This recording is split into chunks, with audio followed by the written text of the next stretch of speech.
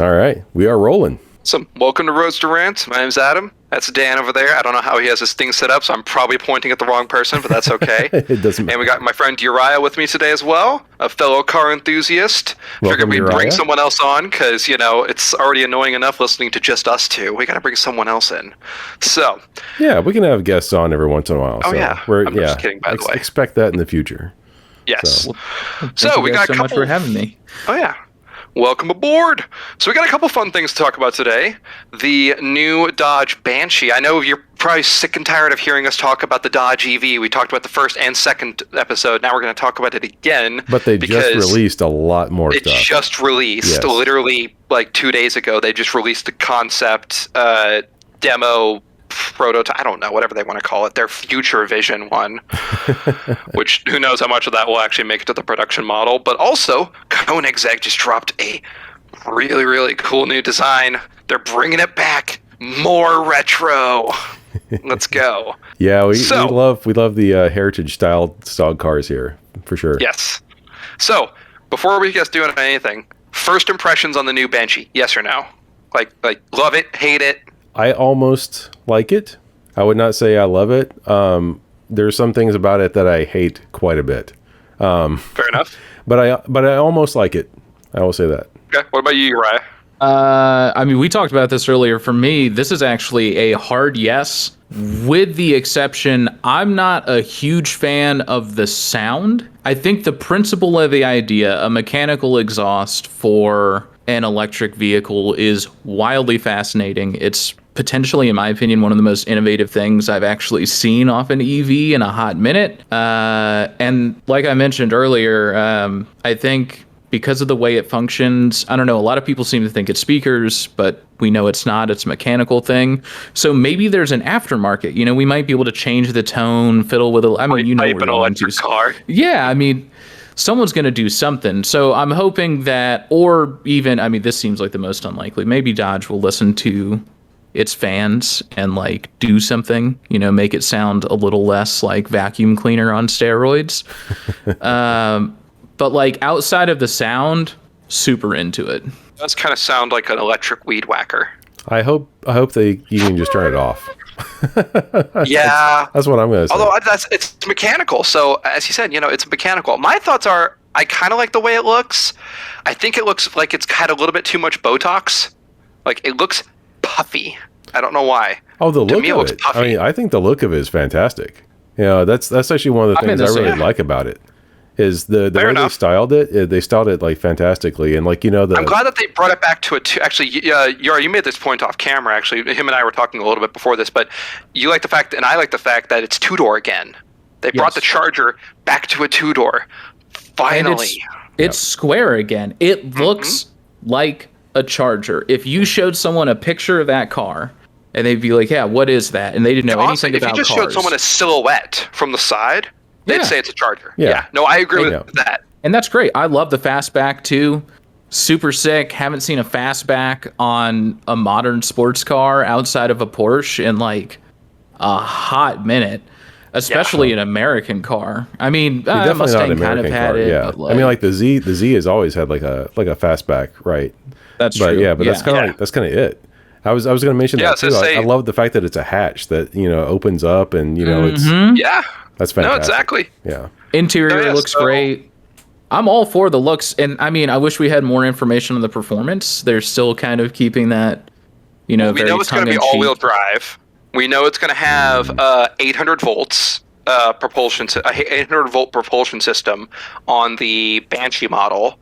The lower trims are apparently going to have a 400 volt system. Now, I don't know what that means in horsepower equivalent numbers, but I know it's not small. Yeah, and I know it's also how many going to watts, have you don't know at all. I mean, volts. Yeah, you got to know volts times amps to know the watts, right? And the watts is what matters, how much power it's making, right? Yeah. So. Oh, also, I didn't realize this. The hood does not go all the way to the edge of the front bumper. No, that's the aerodynamic thing. What do they call it? Yeah, it's their wing, their front wing thing. Yeah, which I actually think is pretty cool. I mean, if we're talking about all the things that we like about the car, it's that's one of the things I like too. So. No, I will say I'm glad that Dodge is doing something different. I'm glad they're doing something to an extent unique, because all the electric cars have been quiet, which I understand the appeal of that. But that being said, that's boring and meh. But, you know. Here's my question for you guys. Oh, I'm sorry. I didn't mean to interrupt. No, go ahead, man. Go ahead. I was having this conversation with a couple of friends because in one of the other servers I'm in, everyone was talking about it when the video dropped. What do you guys think the price point for the Banshee is going to be? Because historically, Dodge has been... Are we talking dealer prices or actual MSRP? MSRP. Okay. MSRP.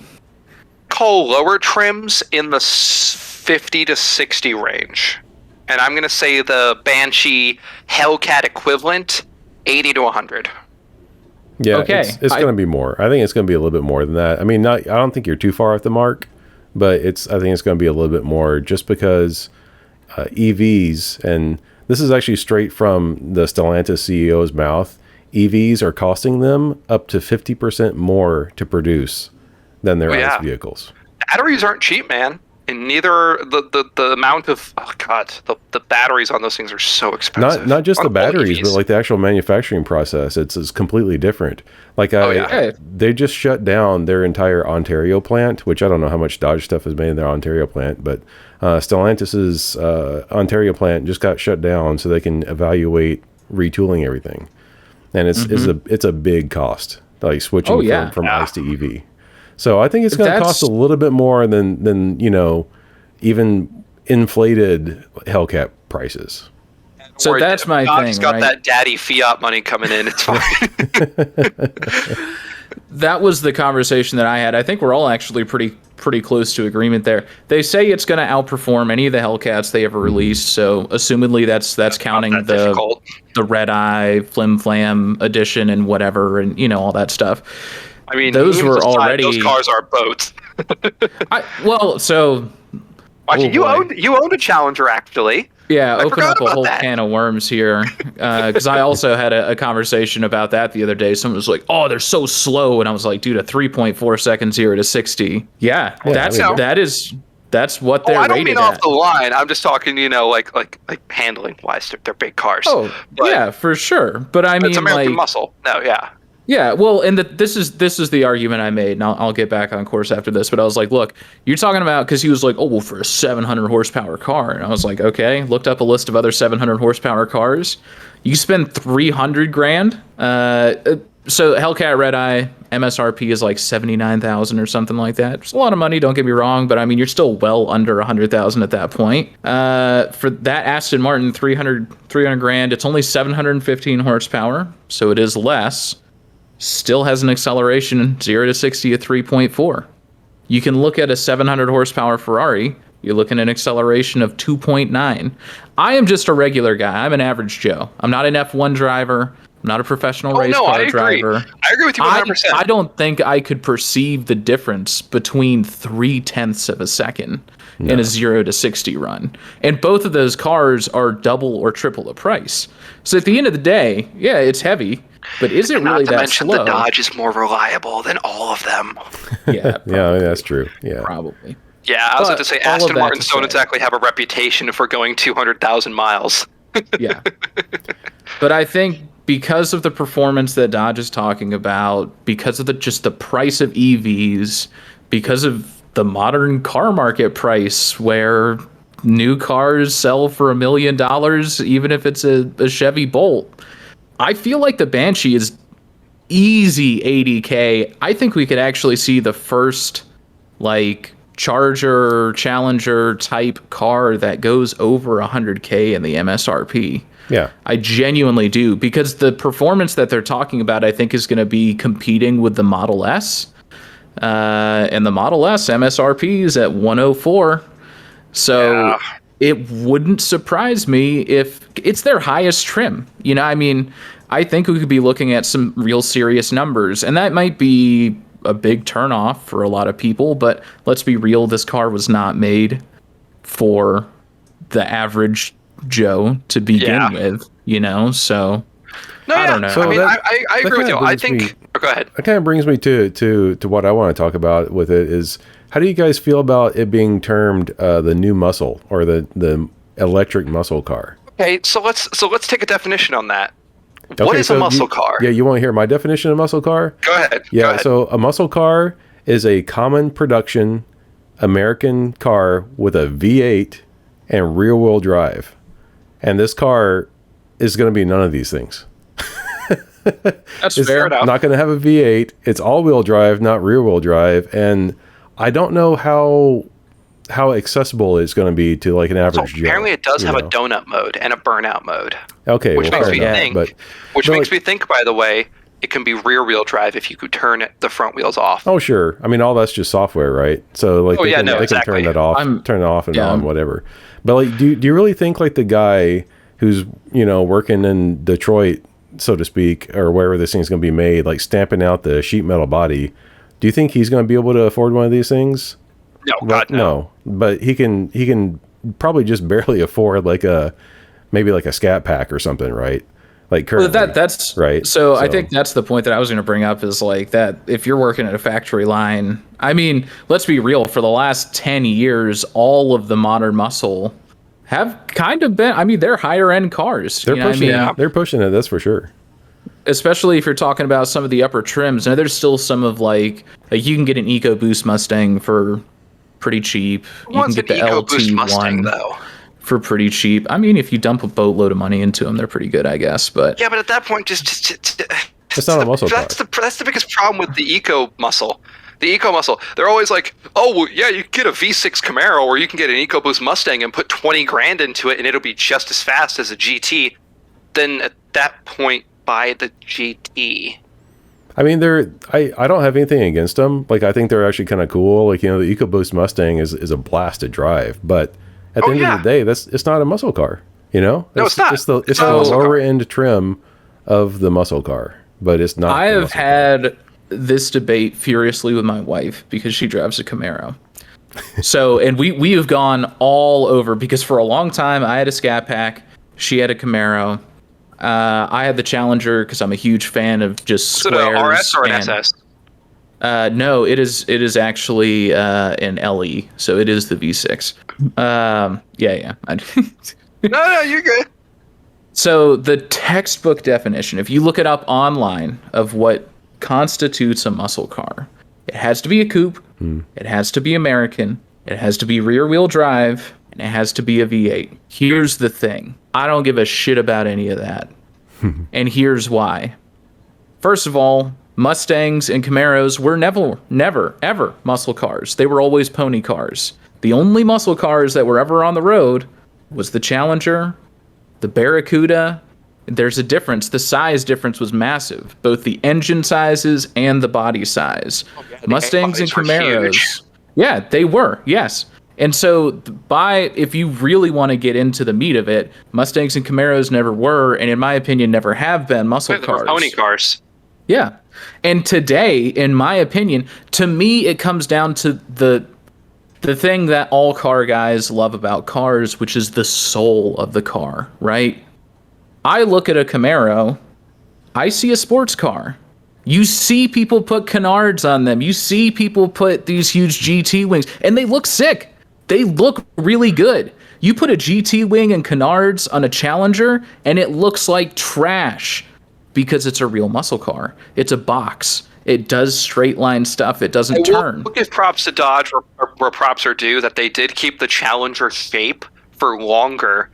They did keep the OG muscle car shape for longer than any of the other muscle car makers did. It's the Camaro, one of the only what year is your Camaro? It's a 2016, 2017. Oh, okay, cool. So it's not the Bumblebee generation. No. Hated the Bumblebee generation of Camaros. No offense to all the Camaro listeners out there. They're just ugly. And so were the Mustangs back then. The mid 2000s Mustangs. There was only a couple good. Yeah, there was only a couple good ones, and it was like the Saline one, and the Cobras. The Cobras looked good. So all of that to say, I actually think that the new Daytona SRT is a muscle car. It's got the shape. It's got the passion. Would you like to know the Britannica dictionary definition of muscle car? Go for it. An American-made two-door sports car with a powerful engine. Because that's like I mean, yeah. Well, no, here's the thing that I realized something. There was a great episode of Roadkill. I don't know if you all have ever seen that, where they brought the guys from Australia over, and what they wanted to do was show them exactly what the stereotype of what everyone thinks an American muscle car is. So they got a bone stock, like 60-something Chevy Impala, through a crate engine with a 2.3-liter Roots supercharger on top, and did absolutely nothing to the brakes and suspension. So there you have 60-year-old suspension within the neighborhood of 700 to 800 horsepower. So it did one-wheel peels for like 2 blocks. And it was just, what do you think of when you think of American cars? Overpowered, ill-handling, and loud as hell. There you go. Yeah, but like the performance isn't the only part of it, right? Because I mean, there's lots of performance cars that are not muscle cars. Yeah. So I mean, I think that's an overly simplistic definition. Like, I agree. That's where I come from, with the sense that I really think the styling and just the soul of the car is what makes something a muscle car or not. Because at the end of the day, it doesn't matter how big of an engine you have or what drivetrain you have. Everyone knows what a muscle car is. I mean, you could. I think the thing that defines. I'm sorry, it for but you're me, wrong about it. It's a V8. But is it? Because then all of a sudden, I don't know, man. I think there's a lot of pickup trucks that are all of a sudden muscle cars. Y'all are both on like the opposite ends of the spectrum here. I'm torn because here's the thing. I know that there's more performance in EV than there is in NA engines. Yeah. There's more performance. There is. Sure. So I guess to the guy who just wants to roast tires and listen to an engine scream at redline while roasting tires down the block and creating a big puff of smoke, V8 all day. To the guy who wants all that, but also wants to be faster than pretty much any other car in its class, they're going to go with an electric car. For the guy, because let's be honest here also, the guys who are buying these $90,000 cars or around there, it's not their only car. People who buy $90,000 cars don't own one car. They own 3 cars, typically. You haven't met poor people like me. Yeah. Oh yeah. I mean, there's a whole joke there about the whole Dodge credit score thing. Where it was like the number, the 392 is the credit on the side of a Dodge is the credit score of the owner. Right. No finance to anyone. There's all those jokes and whatnot on the side. But that being said, it's. Well, you and I were having this conversation earlier before we came on, that I would own an EV as a daily. It would be a good run around town daily, and then I would have my sports car for when I want to go driving, or if I just want my sports car. Yeah. And whatnot. We talked about that, and that's what I think this could be for some people. It is not a boring Tesla or a Rivian or any of the other crap coming out. It is different and exciting. And they actually put a transmission in it, by the way. I called it, Dad. You remember last episode? I was like, you did. I was like, what if they put a 6-speed in it? And they're like, why would they do that? It wouldn't make or I don't know what you said about, but like, I remember I told that to somebody and they were like, that would be stupid. And I'm like, no, because I want to shift gears and just rock me in the back of my seat. So we don't know what this transmission is yet, though. I mean, they do say it's electromechanical. So a 4-speed. Oh, it's a 4-speed. Like, where'd you see that? Hold on, let me look at I think it was on their release. The Dodge Banshee has a multi-speed transmission with electromechanical shifting, dubbed Erupt. The transmission does not deliver more power, but allows the driver to feel each shift point. Koenigsegg says, the brand chief won't reveal the number of gears or provide any performance figures yet. What we do know is there will be 3 power levels available, and customers can go to Direct Connections authorized dealers who will offer 6 more levels, all covered under factory warranty. All 9 levels were designed in advance with the hardware in place for additional upgrades at the time of purchase or later. Actually, this almost reminds me of the subscription thing with Beamer. Yes, remember that's what I was going to say. No. Remember how I was talking about earlier, Dan? Yeah. When I was talking about that, I said, why don't they just have the hardware separately and you can buy it separately? So it does kind of sound like you're going to have to like pay like an extra fee to unlock like your next level or whatever, right? The car DLC. It'd be the same thing as buying a supercharger. This is the performance EV market. But it's just software. It's not. That's my problem. It's not the same. That's what I wonder. The difference when I go out into the garage and I strap a big old fat turbo to my WRX and just send all the rods to the moon. Tuning is software. But yes, but it never had the capability to make that power until I added more parts. Right. This car coming off the lot has the capability, and the BMWs have the capability to warm your ass, but they won't unless you pay them. That's garbage. Here's the thing here, though. If you take we've all owned a Barth, so we all know this is true. If you take a stock Barth, or Barth, however you want to pronounce it, and you go to Eurocompulsion and you get their Stage 1 tune, which unlocks horsepower without adding anything physical to the car. That is where I'm seeing this as the same intake. Well, the thing is, though, who's not paying $120 for an intake? I'm just saying you have to add something to it. You have to add something to it. So, like the way tuning works is that like manufacturers derate everything, right? It's always just like it's like overclocking a CPU, right? Like you're going to be able to push it beyond whatever its official rated limit is to a certain degree without doing anything else to the car.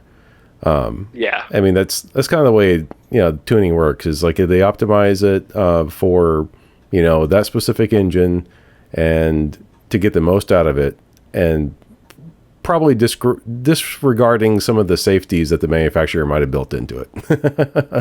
Well, and I think rods into orbit.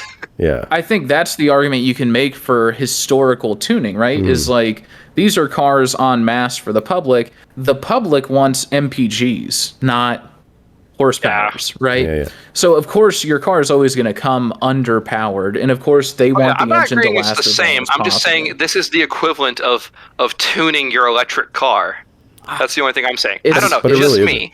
It makes me feel bad. It gives me a bad feeling. Like, yeah, I don't know. We'll see how it goes. It's impossible to say right now because this car isn't even going to be here for probably another year. The one thing, this is the last thing I'll say about it, because I feel like we could spend all night talking about the woes of car DLC. The reason that it freaks me out so much is because Tesla was really big on this, right? Like, you just pay us $2,500 and you see the TikToks of people are like, I can do it right from my dashboard. And boom, I got an extra 100 horsepower, whatever. Dude, they can take that shit away from you, right? We were actually talking about that last week about remote access. Yeah, it scares the hell out of me. Whereas, like, if I go out and buy a new turbo, slap it in there, no one's taking that from me. And it's not even a connectivity thing. Well, yeah, but I mean, like, it's not so much a connectivity thing, but it's about the fact that I have changed the parts now. I have made it a different thing, and that's why it's performing different. Even if you strip the tune off, the car will run like crap, but it's still going to be different than it was before. Who is to say? I mean, how much longer are remote we from the days where it's scary. Like, oh, remote we saw that you went 120 on the highway, so we're going to yank that power package you paid for. And, or the warranty. The warranty. Yeah. And, I'll say it again. Can you imagine how much one of those motors cost? Those electric motors? Oh, hey, before we switch topics, I'm going to share my screen here real quick. Yeah, we can't switch topics yet. Like we're still, we talked about what we liked about the car. We need to go for a full hour talking shit about it. Oh no, we're gonna talk shit, but I just want to show this off first. The colors. Check this out on screen share. So this has been rendered. People have been talking about different colors, and I gotta say, I love that green. So I gotta say, the purple. Yeah, come on, there you go. Yeah, plum crazy, classic Mopar color. Dodge, bring back plum crazy. Hold on, I don't know why it's doing this. I don't know why it's other. There you go. There we go. Oh, dude, Dodge, bring back plum crazy, please, bring back your date. But anyways. Yeah, no, it's whoops. There we go. Yeah, I don't know like, Dodge, please bring back your cool colors. We need more cool colors. Everything's boring. Yeah, there's a great color chart out there, like showing the decades cars manufacturer and like what colors are out there, and it's just wild to see like it was a really stratified and like all these different colors and like the 70s, and they started shrinking a little bit in the 80s, and then like it shrank a lot more in the 90s, and then like in the 2000s everything was just white, black, or silver, and it's pretty much. Yeah, no, we need colors. We definitely need colors to come back. Yeah, but to start harping on it, we have things to harp on with the Charger. Let's get into it. Well, okay, so with the sound, I know you already said you hate it. You hate it, right, Dan? Yes. I don't hate it, but I don't love it. Let me explain before go ahead. You start going like, but no, it's stupid. No, I like I agree with Uriah. I like the idea of it. I like the idea of it. I like the idea of giving them sound. And apparently, by the way, this thing is 120 decibels on max, like rotations or whatever they want to call it. At full RPM, it's like 120 decibels. And I'm like, holy shit, why? That being said, that one does sound stupid. It sounds like a vacuum cleaner got like a dildo sucked inside and it's just going like. Well, and I think part of me worries that it's always going to sound like that because it's literally what it is. They just amplified the sound of the air being pulled through. So it literally is the sound of a vacuum cleaner. I don't know if anyone's ever going to be able to fix that. I think maybe you can add some like hella reverb and, like it's going to make it sound really tinny, but it might get you closer to like a metallic sound. I don't know. So that sound that is piping out is actually nothing. Like I've heard like a few people have that same misconception that it's the sound of the electric motor that they've just amplified, but it isn't. The Drive actually interviewed one of the engineers, and they said that it does not sample the electric motor at all. It's completely synthetic.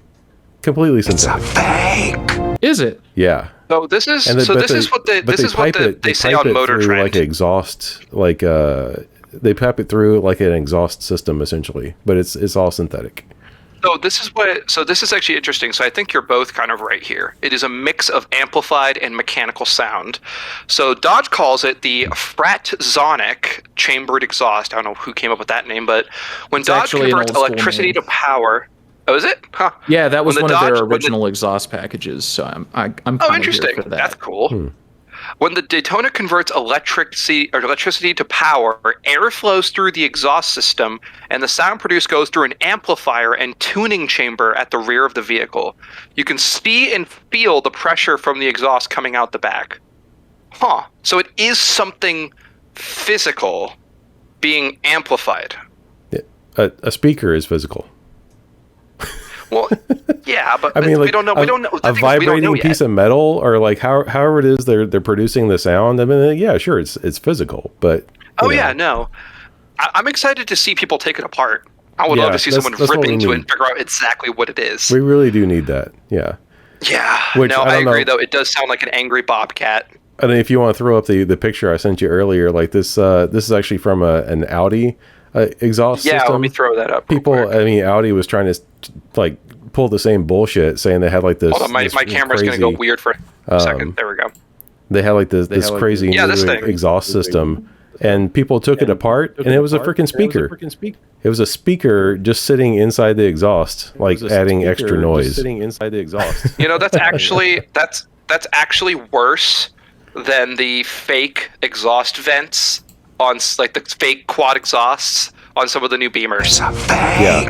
I hate that. I hate that so much when I pull up behind a BMW and I see the exhaust pipes and one of them's black and one of them has the silver plate on there. I'm like, so many cars have that now. Like there's fake tips. Why would you spend the extra money welding a plate there when you could just make it dual exhaust? If you really start looking at new cars, you'll see that the exhaust tips on a lot of them are just fake. They're all just fake. Oh yeah. The exhaust it's under the car somewhere, and like the actual tips are nothing. They're cosmetic. It's crazy. I think it all comes down because the market has pivoted from, historically cars were a luxury, and that's why the 70s were so sick. because it was for people who wanted to work on an engine, you know? And yeah, there were boring grocery getters and stuff too, but like the vast majority of the car market was like, you know, I don't know, dude. The Gremlin market's coming back.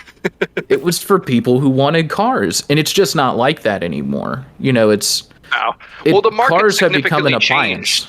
As actually, even the guy at Dodge said when they were announcing the Hornet, I think it's like UAV or whatever they call it. USVs. I don't know what the hell they call them. It's the stupid crossover. UVs. Yeah. UV is like 70% of the market. Yeah. 70%. And then the rest of it's made up by sedans and SUVs, and then there's that small percentage of us that are in the coupe sports car category. Yeah, he literally said people don't want cars anymore, you know? Yeah. So it's sad. Yeah. It's kind of sad. Well, I think that is explained because for some reason, and I think this happened for me when I was growing up. I don't know, Adam, maybe it happened to you, and Dan, maybe you heard this too when you were younger. When I was first learning to drive, when I was like 14, 15, 16, for whatever reason, someone started this rumor, which is empirically false, that SUVs were infinitely safer. Yeah. Right? And so all of a sudden, the market just exploded, and everyone was like, oh, well, I have to have the safest thing. I have to have the safest thing. I have to have the safest thing. And for some reason, people seem to think that, like, minivans can were only like big ever for the 90s, 2000s. And then everyone realized minivans were kind of stupid, and they started getting lifted SUVs. They're ugly as hell. A minivan makes more sense than an SUV. Loaded. Like people who buy SUVs would actually be happier in a minivan. They would. I think people who buy SUVs would actually be happier in a sedan. Let's be real here. Yeah. You can fit the same exact number of people. I've got a trunk the size to fit all the luggage I could ever need. I could go grocery shopping for a family of 20 in my WRX. For reference, by the way, you have a Subaru WRX, right? Yeah. It's not a fancy car. It's got a surprising amount of leg room. I'm not super tall. I'm 5'10", but I'm a bigger guy. Because I live in the deep south and eat food, and it's surprisingly I threw a 351 Windsor in the back of the Eclipse. Yeah, I drive around with my wife, and we talk about it all the time. When you drive around, especially here in Austin, look at the other cars, and in every single truck and SUV, you will see this many people. One. Tell me why in the hell one person needs 18 seats and 30 tons of metal. This is a status thing, and this happened. I used to live in Connecticut. Buy a Boxster. If you want to flex on me, it's a status thing because okay, here's why exactly this happens. Because, and I remember this in Connecticut too. This was a big thing because I lived right outside Greenwich, where all the hedge fund wives lived, and when they go to drop off their kids at school, mom doesn't want to be seen in a minivan because all the other moms have Cadillac Escalades and Chevy Tahoe Z71s with lift packages and like all this stuff.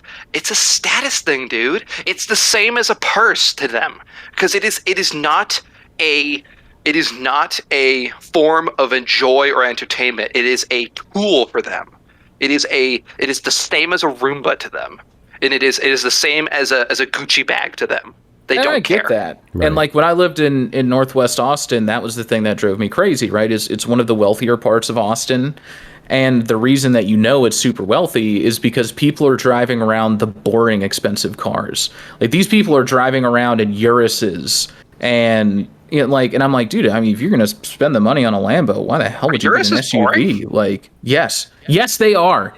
Okay, if I was like, hey, man, tomorrow tax-free, I'm going to pull up to your house. I'm going to pull up to your house in either an LP640, a gated LP640, or a Urus. Which one you take? I mean, honestly, right? Like, I'm going to pull up in either a Boxster or one of the 7,000 Porsche SUVs that you can have. Who wants the SUV, right? If you want to flex on me, you can still flex in a 5-seat sedan. There are nice ones out there. Buy yourself a Continental. Buy yourself a 300C. Buy yourself a Lincoln or something. I mean, I don't know. Like the cars are out there, right?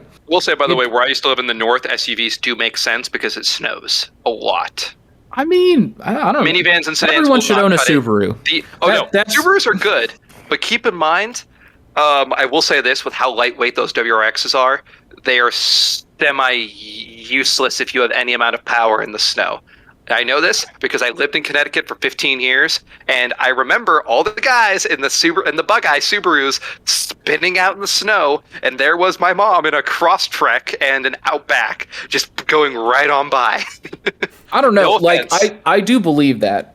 But at the same time, I've also seen an equal number of videos of people in trucks on the side of the road and someone in a Barth or a WRX just skirting right past. Trucks are the worst problem. In the snow. Yeah, trucks are absolutely the worst. But, I used to drive my old 77 Fiat Spider in the snow in Colorado. So I don't buy that's because you know how to drive. That's my point. You actually know how to drive. Well, see, maybe that's the real problem. The worst of them all is the Jeep owners, the Wrangler owners, who buy these Wranglers, throw $40K at them in these off-road armor and Fox suspension and bucket seats and cages. That thing will never touch dirt. Yeah, and it will never be used how it was intended. It is a pavement princess. So since we're talking about pavement princesses, and you brought it up, what do you think about the Hornet? It's a mixed bag. I think it's good for the average person. I think Dodge is going in an interesting direction. I don't like the fact that they use the Hornet name. No. Because that was a cool car back in the day, right. They did the same thing to the Dart. They did the same thing to the Charger when they made it 4 doors. They did all of this. So I personally... We're circling back to the naming thing, right? Because the muscle car, right? I don't understand why there can't be new things, right? Why can't a muscle car just stay a V8, even if they go away, even if they're no more, they become a footnote in history. Ran out of names, right? But is there no more names in the universe to name things? No, it's all about market share. This new car is a new thing, though. This new car is something new. It's not a muscle car because maybe those things that's a thing of the past, right? I'm sad to see him go, but perhaps that's a thing of the past. This Banshee is something new. It's its own thing. It's it's unique. I'm glad that they at least give it an interesting name. I think it really just comes down to money. It's a business thing, right? Who has the most wealth in America right now? It's not people in Adam and myself's generation. It's people who were alive when the Dart and the Challenger and the Charger and the Daytona were all brand new. What you're saying is it's for boomers. Yeah, yes, but because they have the money. The boomers are and retiring, they're going to buy it. The boomers are all about to be on fixed incomes, and they're not going to buy it. Well, fixed incomes, but when you own 17 houses and you're renting them all out or whatever, your fixed income doesn't really matter anymore, right? This is about to go to a political state. I'm sorry. I'm just saying, boomers have at most 5 more years of spending horsepower, and then they're done. But they're going to cater for that next 5 years until the money runs out. I think it's just as simple as that. We'll say there's a lot of people living outside their means nowadays. That is a very common theme in all generations, not just my generation, not just me and Uriah, not even the boomers, not even all that. Well, there is people are living way outside their means nowadays. And I think another thing you could point to in a shift in the car market, this shift towards SUVs and crossovers, is what famous people are doing. Famous people don't drive anymore. You look at the 60s, the 70s, the 80s, every famous person in the world was rolling around in Lambos and Mustangs and Countach. They had cool cars because they still drove. Steve McQueen, right? Steve McQueen, James Bond, all the movies had awesome bitchin' cars. But it wasn't even about the movies, but when you look at all the guys who went into space, they would roll up to the launches in Corvettes and stuff like that. They did get free Corvettes from Chevrolet. Yeah, it still doesn't matter. They had them. They were driving them, right? Well, you look at the red carpet today. Just to make that perfectly clear, though, they did not buy those Corvettes out of their own thing. They were given Corvettes. Sure, but I mean, famous I know where you're going. I know where you're going. But yeah, I mean, if you look at the latest red carpet event, everyone's pulling up in a blacked out Escalade a blacked out, whatever crossover that they're being driven in. My biggest problem with the whole, this brings back to the whole naming thing, what we started this thing on, is it's disrespectful to the legacy of the car to make it something it's completely not. Now, actually, I just watched a video about this recently. Let's do a perfect example. My car, the Mitsubishi Eclipse. Yes. It had 4 bitchin' generations of it. Now, that being said, the 4G was a little bit weird and bug-eyed, but then they made the Eclipse Cross, and there's an actual traceable reason for this. Because Mitsubishi, in about 2009, right after the 2010-ish, went from 300,000 sales average a year in the America to 56,000 in 1 year. So they dramatically switched things around, but they didn't need to use the Eclipse name. They could have found something else, because all that tells you as a consumer is that they don't respect the car. They don't have enough respect for the name to actually do it right. Like, okay, let's put a perfect example here. I'm going to use something else as an example here. You have a generation of a family of people, and you name them all John Jr., the next person's John, because you respected the person you named it after. And then all of a sudden, the 4th John comes out, and he ends up being some cringy reaction YouTuber who, is a complete failure and completely not at all what the others represented. It's disrespectful to the name. It's zombification to me. It's like it is. It's literally reanimating corpses. They're taking a brand that people loved and has some gravitas behind it and enthusiasm, and instead of just letting it die an honorable death, they reanimate it and freaking ride around on its corpse and try to make as much money as possible. Yeah, and I think that's the truth, is that it comes down to the money. We as enthusiasts, and I mean, that's the thing, we have to understand that we're speaking from a heavy enthusiast perspective, right? Mm-hmm. But I mean, if you're a suit sitting in a boardroom and last year you only sold 56,000 units and you're about to lose your job, and someone's like, oh, well, we could come up with the new mac and cheese SUV, and everyone's like, yeah, no one's ever heard of that. Who the hell is going to buy it, dude? Like, we're already dying. We only sold 56,000 units. Or we can name it the Eclipse, and everyone who saw a Fast and Furious movie once 20 years ago will see that name and go, hey, I know that. That's a cool car. That's the problem. It's money. It's greedy money. It's the same problem they did with the Supra. So they're disrespectful and lazy then. Well, I think it's kind of right. Like I said, I think it comes back to the fact that enthusiasts are ever shrinking. That's the truth of it. Enthusiasts went from being maybe 50% of the car buying market to 1%. Of course they're not going to cater to us. We're a nobody. The only one that really made me mad was the Mach-E, the Mustang Mach-E. I would have been fine if they had called it the Thunderbird. They should have just called it the Mach-E. Just Mach-E. That was great. That would have been fine, but you had to put a Mustang badge on it. You had to do that. No, you could have even called it the Thunderbolt or the Thunderbird.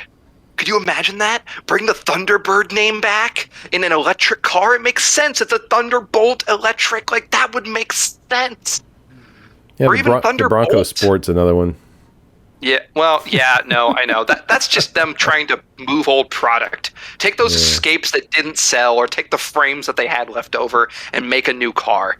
The Bronco Sport's a joke. Ugh. The actual Bronco, though, is sick. Yeah. And they did just release the new... Heritage Edition. We were talking about that last week. Yeah. Not the Heritage, the Bronco Raptor. Yes. No, we saw that. Which, woo! I'm not really a truck or SUV guy, obviously. I used to be an off-roader guy. I gotta say, it's kind of cool. It's got a lot of nice the article. Yeah, I mean, it looks fantastic. I will say, I like the direction Ford's going. And actually, Uriah, actually, we talked about this before, Dan, and Uriah and I were just talking about this with the new F-150. I like what they did with it, the Lightning, because all they did was take everything great about the F-150 and make it electric. They didn't add any gimmicks. They didn't add any stupid stuff to it. That's like, oh, look at this camping drawer that I'm going to use once a year. I'll say this. I actually, if it was reliable and wasn't way out of my budget, I actually think the Rivian's kind of cool. All the reviews I've seen of it were like, yeah, kicked ass off-road, adjustable suspension's cool, having an air compressor in the back is cool. Wait 5 years and see how the company does before I would drop that kind of money. It's a brand new company. Sure. Well, and I agree with you. I think you get a Bluetooth speaker and a flashlight and a can opener, and I don't give a shit about that. But like, yeah, 13 inches of adjustable suspension travel, and like, I can send power exactly to a wheel or part of the car that I want, and like air the tires up or down. Yeah, hell yeah. Speaking of EV, have y'all seen the new Silverado EV? Have not. No. It is hideous. Hold on, I'm gonna. It is absolutely. It looks like an Avalanche had like a bastard child. It's bad. Hold on, I'm gonna share my screen. Ugh. What's with that snub nose? It's got like a weird slope to it. Like, what is that? No, it's like it's literally like they took an Avalanche and had a bastard child with it. Like, and it has something that I also was going to complain about the Banshee or the SRT Daytona, whatever you want to call it. I think it's got ugly wheels. I'm going to say it. I think it has ugly wheels. I am a sucker for a fat 5-spoke. You give me a fat 5-spoke on any muscle car and I'm here. It is. But what's this big hunk of metal on the outside, man? I don't like that. It's weird. It looks like a Euro wheel. It looks like a rally wheel. And also, yeah, it is a rally wheel. Why do I like the work spec? Why do I like the work spec, the like construction worker spec, better than the actual that's even spec? Uglier. The work spec just has an apron on it. God, see. Here's the problem. As soon as you make it a unibody, it's no longer a truck. Oh, it's a unibody. Wow. Yeah. No, you're absolutely right. Look at the thing. There's no. Well, there is a split, but it's not a bed split.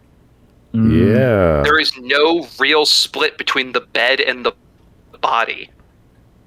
Like, if you want for comparison.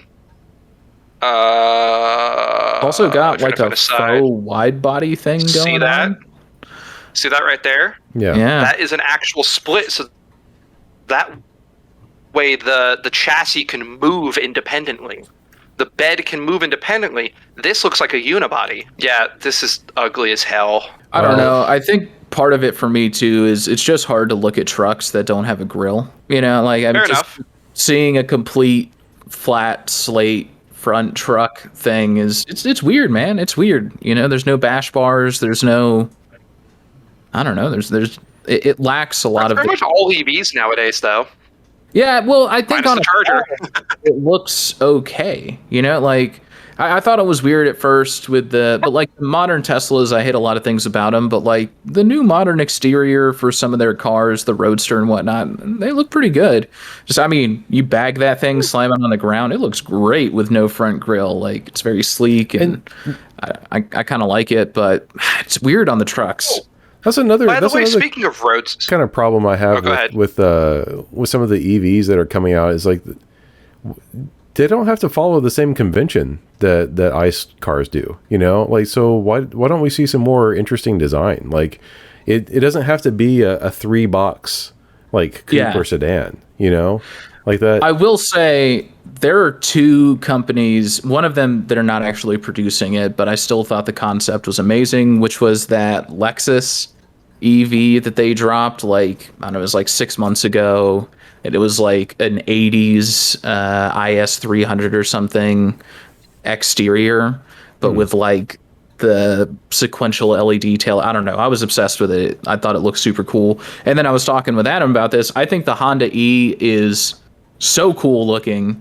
It's this retro future hatchback thing with like the big screen inside. It makes me feel like what the Jetsons would have driven if they had hatchbacks or something. And like, I think it's a gorgeous car. It reminds me a lot of like the 80s Honda hatchbacks.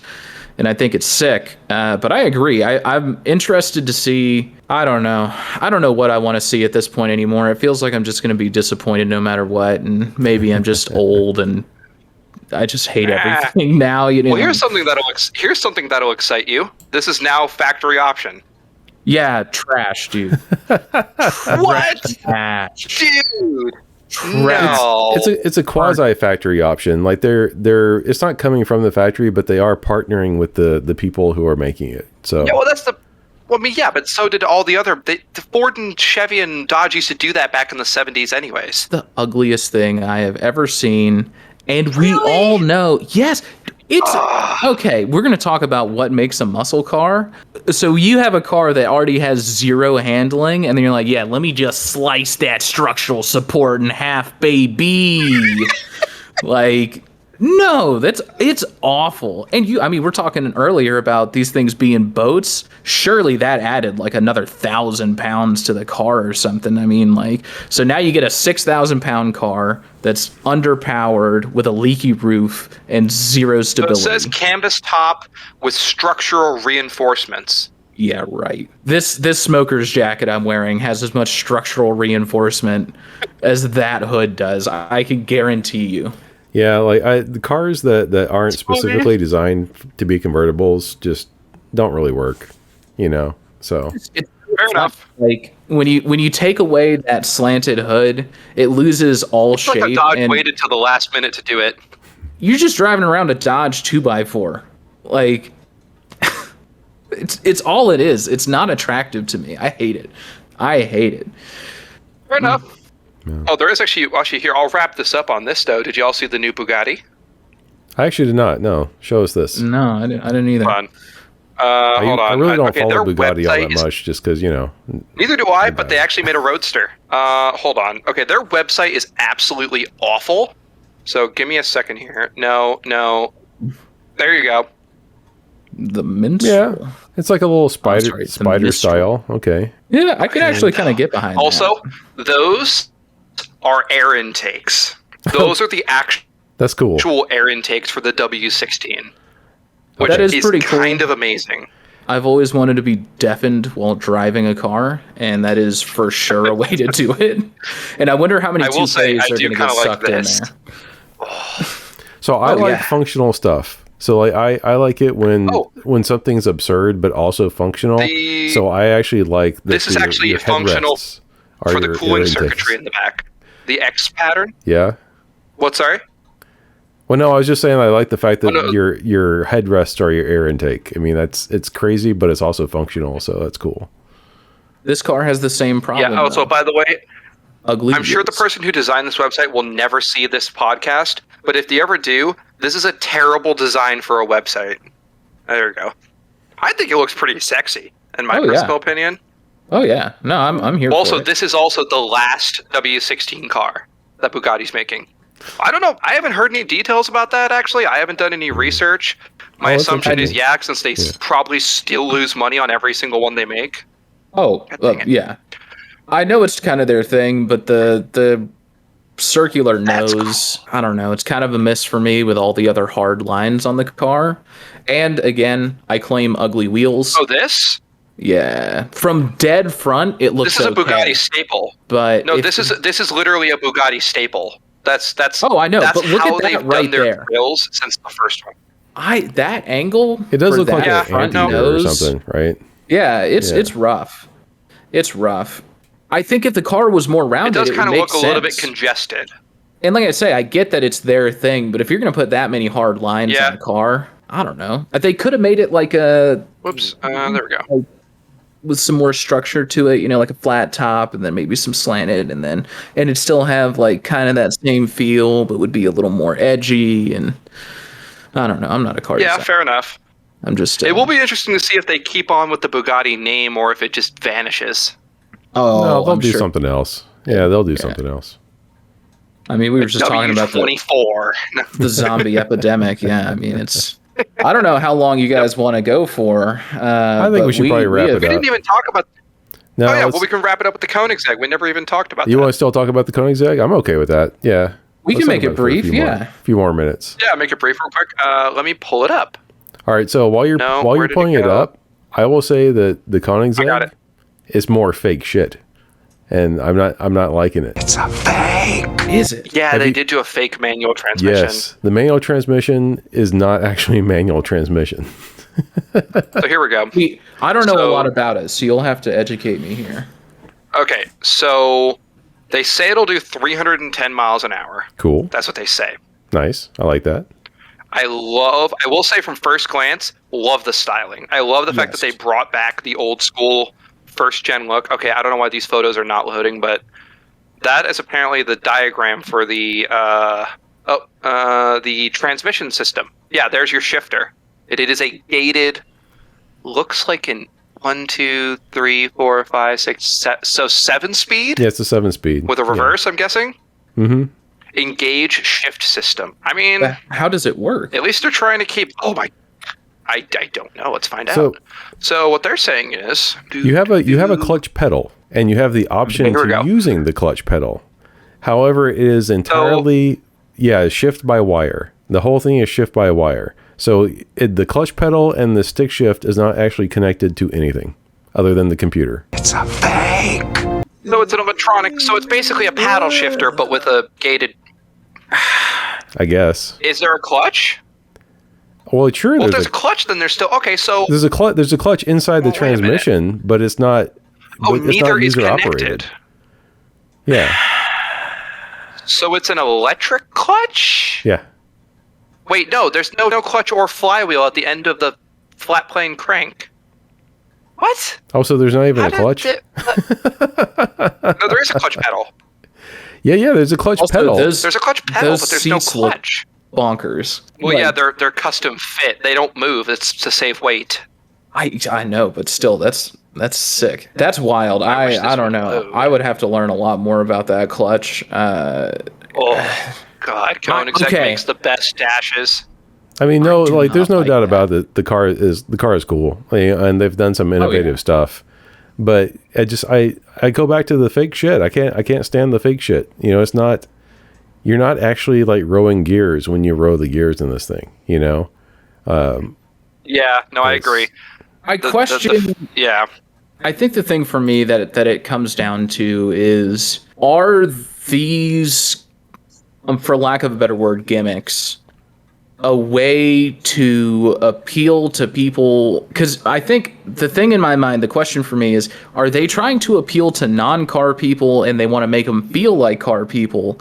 Or are they trying to take car people and be like, look, dude, like it or not, this is the future. So we're going to throw you a bone here. And it's not a real chance, but this is the best you're getting. So welcome to the future, whether you like it or not, right? Well, actually, we had a little bit of a conversation about this the other week, and don't worry, we'll wrap this up. I promise, Dan. I know it's getting late, but I got to put the ducks up. Yeah, I know. No. So my whole thing with this is, we actually talked about this, is they know that non-car people listen to car people.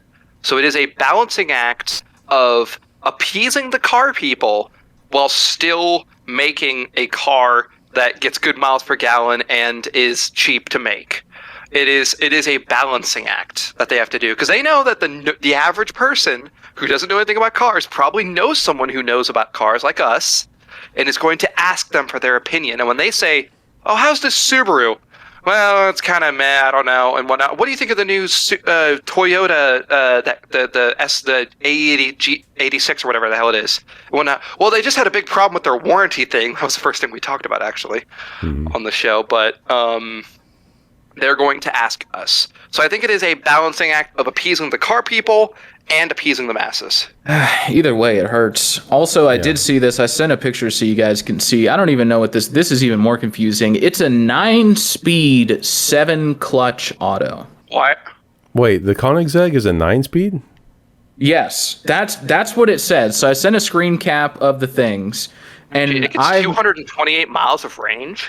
I am willing to admit I am not that knowledgeable of a car. I mean, I turn wrenches when I can and stuff, but I don't know what a 9-speed 7-clutch means. Okay, so what they're probably referring to is if it's a dual clutch automatic transmission, which it probably is. It means that it's the number of plates in the dual clutch. Correct me if I'm wrong, Dan. So okay, but an automatic transmission, like what we normally think of as an automatic like slush box, right, actually has a ton of clutches.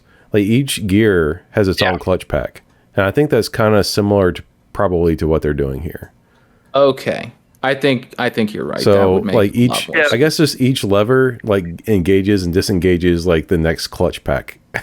That'd be cool. I mean, at least to give it a cool feel. I mean, I agree. The fake thing is annoying, but better than just a just up and down once and park, neutral, reverse. You know what it's like to me? Like we were discussing, like whether it's it's for non-car people to feel like car people, or right. So like it's like when you're shopping the classified ads, and you go and you check mark that box to show you manuals. And then you see like all these listings and you go look at the car and the car is obviously an automatic. And then they go like, oh no, but it has manual mode. It's not a freaking manual. Just because it has like manual, just because you can like go like blip, blip, blip, blip, blip with your stick, or you have paddles. Oh, like that's dude, you could piss off so many supercar owners with the paddle shifters with the same thing. It's not a freaking manual. Clutch. It's not a manual. They're like, but I shift through the gears. Yeah, it's like the 4C. Like I love the 4C, but it's not a manual. It's an automatic. And people will argue that like DCTs like are manuals and like they're not. It's like it's an automated manual, then it's an automatic. No clutch. I think if the only way you can move the vehicle is through the paddles, like the vehicle is incapable of shifting itself, even if there's no clutch. I'd say that's an auto manual. You gotta have a clutch. No, I would say that's an auto manual, which is a category. The only reason that I would let that slide is like, I don't know, that's how F1 works, and I would never walk up to one of those guys and be like, yeah, you driving an automatic. F1 cars do have clutches, but they only use them to start and stop. Yeah. A lot of race cars are like that. So that's my thing, is like, are race cars automatics? A lot of them are using the clutch when they shift. Some are, for sure. Some are. I mean, you still have like NASCAR, which I think is still like old school. Like every time someone says, "Well, like automatics win races," I'm like, "Yeah, fine. Like what series you race in? Like that's cool. Like if you're getting paid to win, use like the fastest technology at your disposal." That being said, in straight line speed, manuals are faster, and here's why. On the same car, no. I actually raced somebody in the same year on a private course, of course, private circuit in Mexico. In Mexico, yeah, obviously. It was an 03 Eclipse GTS, which actually had the better intake than I do. And keep in mind, this point, all I had was a cold air intake, which we all know basically only gives you like maybe 10 horsepower tops. And mine was a manual, his was an automatic. Mm-hmm. Both 2003. His was a convertible, so his actually, funny enough, weighed less than mine did. I actually looked it up. Apparently, I don't know why, but the convertibles actually weigh whatever. Even if I think it was only like a 50-pound difference, it shouldn't have been as dramatic as it was. We did a 60 roll, and by the time I hit 130, I was a bus length ahead of him. Yeah, because manual transmissions lose less power over the axles. Okay, that may be true, but I think we're having two different conversations at the same time now. Any automatic made in the last 5 years will blitz the hell 100%. Out of any manual drive. There's like one guy in the world who can outshift an automatic. Please, McFarland. But you can rev a manual out way higher. Right? So most of the autos are going to shift at whatever 4,500, 5,000. Even when you're like really giving it the beans, most of them are just tuned to shift so early that you're going to dump a ton of power. You guys know what the Texas Mile is, right? Yeah, it's a top speed race, right? And where like people just drive as fast as they can. I want to do that. There has never been a year where every single class in the Texas Mile was won by an automatic. If you go back and look at through all the years, it's quite frequent that manual transmissions are taking wins. And like it was just a couple of years ago that the absolute highest top speed was a manual Corvette set by a manual Corvette. That's different. That's not reaction time and racing versus that's top speed racing. That's different. Well, they still start from a dig, so true. But that being said, a dig is still easier to get on a manual. Starting in third gear, starting a third gear at $4,000, that's easy shifting fourth, fifth, that's easy. But if you were to start from drag racing, from a dead stop, getting a clutch to grab right and go is a skill. Yes. And not either smoking your clutch or breaking it. And that's why I granny shift. I drive a 6-speed because it's really fun. Like you should. I like the feel of the control I get, because I can always tell the car what I want it to do. But boy, howdy, I've got one car. It's my daily. It's also my project, and I baby that thing. I have dumped the clutch this many times because I'd like to have a clutch. Hold on a second. Wait, did y'all see my video from Heatwave where Yes. I did a rolling burnout? Yes, I didn't see did. that. Did you see that, Dan? No, I didn't see that. Oh, So man. they were doing a burnout competition at Heatwave. It was all American cars, and oh, stop it! It's my alarm going off. And it was all American cars, and I was like, screw that, JDM represent. So I went up there and I was like, okay, I'll do one. And instead of doing an in-place burnout, it started dragging the rear tires and doing a rolling burnout and ended up spinning out. It was pretty fun, but hold on, check the camera. Yeah, I got a little tidbit for people who've made it all the way to the end of the podcast. Mobile One is having a rebate right now. So you can get a rebate. I think it's up to $10 on certain things. You buy like 5 quarts and you get like $10 off.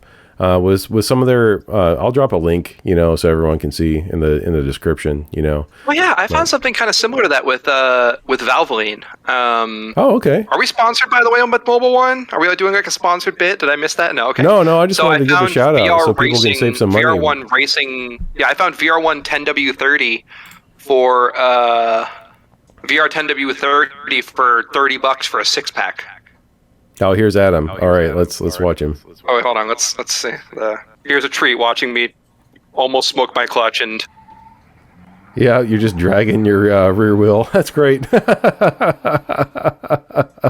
it doesn't show the. I forgot I edited out me spinning out at the end. Oh man, that's pretty hilarious though. Yeah, I bald spotted those rear tires. Yeah, I bet. I think that about wraps things up and whatnot. Yeah, thanks for listening, everyone. Yeah, thanks so much for having me, guys. It was a blast. I hope I did okay. I've never done a podcast before, but It's all right. I had a real good time. Yeah, well, You guys have a wonderful night. You too, man. And thanks everyone out there for listening, and I guess we'll catch you next week. Yep, same time ish, maybe. Yeah, ish, whatever. We're flexible. Yeah, exactly.